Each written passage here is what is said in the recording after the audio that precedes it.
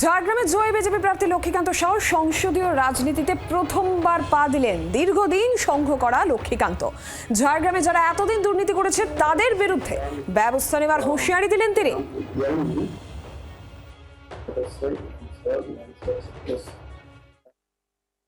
ঝাড়গ্রাম বিধানসভার বিজেপির নবনির্বাচিত বিধায়ক, তিনি এই মুহূর্তে জি24 ঘন্টার সাথে আছেন। ছোটবেলা কোথায় কেটেছে?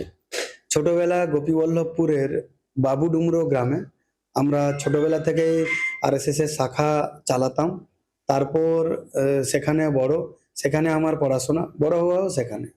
পৌরসভায় এখন বেশিরভাগ যারা কাউন্সিলর আছেন তারা আসছেন না, ভয়ে পালিয়ে গেছেন বা বিভিন্ন জায়গায়। এই পৌরসভায় যারা দুর্নীতি করেছেন কেউ পার পাবেন না। আমার বিধানসভায় পঞ্চায়েতেও যারা দুর্নীতি করেছেন সমস্ত কিছুর আমি গত 15 বছরের অডিট করাবো এবং আমি কাউকে ছাড়বো না, ঘর থেকে তুলে এনে জেলে ঢোকাবো। প্রায় 10 বছর ধরে আমরা শুনতে পাচ্ছি যে বাড়ি বাড়িতে নাকি জল দেওয়া হবে, তার জন্য একটা বড় প্রকল্পও তৈরি হয়েছে, কিন্তু যে জল আজও পৌঁছায়নি। কি বলবেন? তারা জলের পাইপলাইন বিছিয়ে দিয়েছেন কিন্তু জলটা ছাড়তে পারেননি, কারণ জলের পাইপলাইনে সেখানেই দুর্নীতি রয়েছে। সুতরাং সেই দুর্নীতিগুলো অডিট হবে, তার সাথে সাথে আমরা পানীয় জলের ব্যবস্থা খুব তাড়াতাড়ি করে দেব। ঝাড়গ্রাম থেকে সৌরভ চৌধুরী, জি24 ঘন্টা।